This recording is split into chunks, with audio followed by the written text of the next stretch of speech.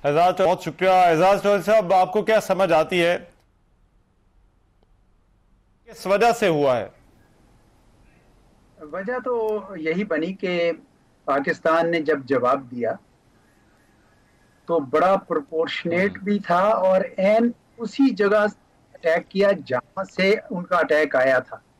तो ये जो पाकिस्तान ने अपनी क्रेडिबिलिटी एस्टेब्लिश की एज ए मिलिट्री पावर, बल्कि मैं समझता हूँ खाली एज मिलिट्री पावर नहीं बल्कि एज ए कोहेरेंट नेशन, क्योंकि पूरी कौम ने ये मिलकर लड़ा है। कुछ लोग कह रहे थे कि 1965 की याद ताजा होगी, जी। पूरी कौम मुतहिद थी। तो ये वजह बनी है कि अब उन्होंने देख लिया कि अगर ये मामला आगे जाता है तो फिर पाकिस्तान भी लेके जाएगा और उसका नुकसान हमें तो होगा ही, लेकिन हिंदुस्तान के वो जो ख्वाब देख रहा था कि टैरिफ वॉर के बाद सारी हाँ। सरमायाकारी हिंदुस्तान मुंतकिल हो जाएगी, वो भूल जाएं वो वाली सारी बात। तो इस वजह से मेरे ख्याल में फिर फाइनली उन्होंने अपनी हठधर्मी छोड़ी है और उन्होंने ये बात पे माना है कि ठीक है जी, अब हम इसको करते हैं सीज फायर। वरना अगर हम ये सारा कुछ ना कर पाते तो मैं देखता हूँ कि ये किस तरह चढ़ चढ़ के बोलते। अब इनका तमाम का तमाम इनका जो हाँ। दावे थे वो जमीन की खाक में मिट्टी से मिट्टी हो गए हैं।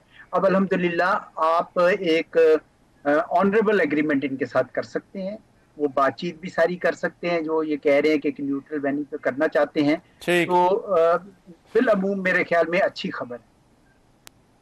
लेकिन चौधरी साहब, सीज फायर के लिए तो कुछ और मुल्क भी कोशिश कर रहे थे। आपके ख्याल में सिर्फ अमेरिका की कोशिशें क्यों कामयाब हुई, या फिर इस तरह से कह लें अमेरिका ही इसका क्रेडिट जो है वो क्यों ले रहा है? जी, अमेरिका ने मेरे अपनी अंदाजा है, जाती ओपिनियन है मेरा, कि शुरू में उन्होंने टाइम दिया जी। हिंदुस्तान को कि चलो करके दिखाओ भाई, हाँ। तुम बड़े दावे करते हो कि तुम चीन के खिलाफ जो खड़े हो गए तो हम देखेंगे। और फिर जब उन्होंने ये देखा कि भाई ये तो घोड़ा जो है कमजोर निकल आया, तो एकदम से आपने देखा ये आज के बाद से अमरीकी ज्यादा एक्टिव हुए। उससे पहले तो ऐसे ढीला ढीला, बल्कि ये तक कह रहे थे हाँ, कि ये हमारा कोई लेना देना नहीं, खुद ही करें जो भी करना है। तो बिल्कुल अब ठीक। मुझे अंदाजा ऐसा हो रहा है कि अमेरिका ने बेसिकली न्यूट्रल स्टैंस इसलिए लिया था ताकि टेस्ट करें हिंदुस्तान को, वो टेस्ट हो। तो अब मेरे ख्याल में हिंदुस्तान की काफी सुबकी हुई है, अमेरिका के सामने भी हुई है, दुनिया के सामने भी हुई है। और ये भी नजर आ गया है कि पाकिस्तान के पास ना सिर्फ अपना जोश और जज्बा है बल्कि चीन भी उसके साथ खड़ा है। तो इस वजह से मुझे ये लग रहा है कि अमेरिका ने भी यही मुनासिब समझा कि अब इसको मजीद आगे ना खींचा खींचा जाए और कोई ना कोई इनकी सुलह सफाई कराई जाए। सऊदी अरब शायद उनके साथ शामिल था इस मामले में, जो पाकिस्तान की खैर सगाली के जज्बात रखता है।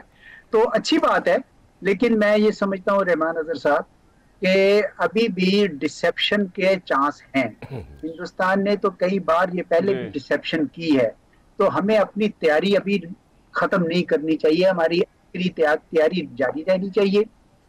एग्रेशन के अच्छा। लिए कह रहा मैं, एग्रेशन ना करें, एग्रेशन हम करते भी नहीं है, लेकिन तैयारी हाँ, बहरहाल रखनी चाहिए। और साथ ही साथ अपना एजेंडा तैयार करें, उसमें वो बातें बताएं। बिल्कुल एक तो ठीक। ये कि हम तंग आ गए हैं कि हर चंद हाँ। सालों के बाद ये इस तरह की एक कोई वाकया होता है, ये पाकिस्तान पे इल्जाम लगाते हैं और चढ़ दौड़ते हैं। ये रविश जो है ये पाकिस्तान को काबिल कबूल नहीं है। वो कहीं ना कहीं कोई मैकेनिज्म होना चाहिए जहां पे जाके ये पेश करें, अपनी कोई एविडेंस निकले, तब आगे जी। बात चले। पाकिस्तान का कोई ताल्लुक नहीं है हाँ। दहशतगर्दी से, पाकिस्तान के खुद ऊपर जो दहशतगर्दी आ रही है हम तो उसी से निपट रहे हैं, उसमें हिंदुस्तान की तरफ से भी है। तो एक तो ये बात हमारे करनी जरूरी है। दूसरी बात हमें ये कहना ये है कि पानियों के मामले में हम बहुत हसास है, we reserve the right to act. अगर इन्होंने पानी रोकने की कोशिश की तो पाकिस्तान के पास ये अच्छा। हक है कि पाकिस्तान जो है वो, क्योंकि ये तो हमारी बका का मामला है ना जी, पानियों से तो हमारी ज़राअत और हमारी सारी जिंदगी मुंसलिक है।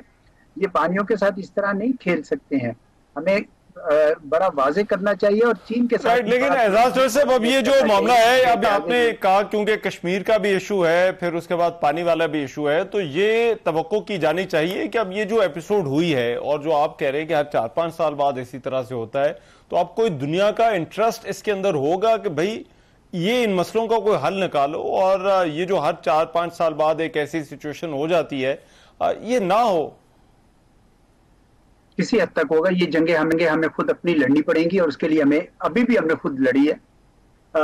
एक दुनिया को अलबत्ता इस बात का एहसास हो गया कि चीन पाकिस्तान के साथ खड़ा है, और ये कि चीन की जो टेक्नोलॉजी है वो मगरिब की टेक्नोलॉजी से बरतर है। देखने कितने महंगे जहाज खरीदे थे इन्होंने, पहली बार कॉम्बैट फॉर्मेट में आए जो रफाइल थे, ठीक है, और हमने JF-17 से और उसके ऊपर लगे मिसाइल से उनको उनको मारा है। अभी तो ये मान नहीं ना रहे, एक जो फ्रांस की तरफ से तो एक माना गया है, वो भी बेचारे चुप हैं क्योंकि उनके सारे शेयर्स बिल्कुल गिर जाएंगे अगर वो मान जाएं। लेकिन अल्टीमेटली तो सच्चाई जो है ना वो छुपती तो नहीं है ना सर, वो आ जाती है बाहर। तो ये दुनिया को एहसास हुआ है कि चीन की जो टेक्नोलॉजी है वो ज्यादा सुपीरियर है, और पाकिस्तान और चीन जो है वो बिल्कुल जुड़े हुए हैं। आपने सुनी है चीनी, तो आपको पता है कि गवर्नमेंट बयान उस तरह नहीं देती, लेकिन उनकी इजाजत से उनके जो एक थिंक टैंक है उसके वाइस प्रेसिडेंट प्रोफेसर गाओ जिस तरीके से बोल रहे थे, वो अपनी कौम और अपनी क़यादत की तर्जुमानी कर रहे थे जब वो ये कह रहे थे कि पाकिस्तान की सॉवरेनिटी, टेरिटोरियल इंटेग्रिटी को कोई खतरा नहीं। तो अब ये दुनिया सारी इस वक्त ये सोच रही है, सऊदी अरब भी सोच रहा होगा कि भाई हमने तो सारा मगरब से इतना महंगा महंगा असला खरीद लिया, जबकि ये चीन के पास जो असला था ये कम कीमत में था और बहुत बेहतर का असला है। तो अब दुनिया बहुत सारी इस तरफ भी मुंतकिल होगी। तो पाकिस्तान अल्हम्दुलिल्लाह मजबूत बुनियादों पर है। पाकिस्तान को दहशतगर्दी को रोकना है, चीन को मुकम्मल तौर पर पाकिस्तान का कोऑर्डिनेशन बढ़नी चाहिए, मिक्स सिग्नलिंग बिल्कुल नहीं होनी चाहिए। चीन का पाकिस्तान के साथ स्ट्रेटेजिक पार्टनरशिप है और वो एक बहुत बड़ा डिटेरेंस है हिंदुस्तान के खिलाफ और बाकी दुनिया के खिलाफ।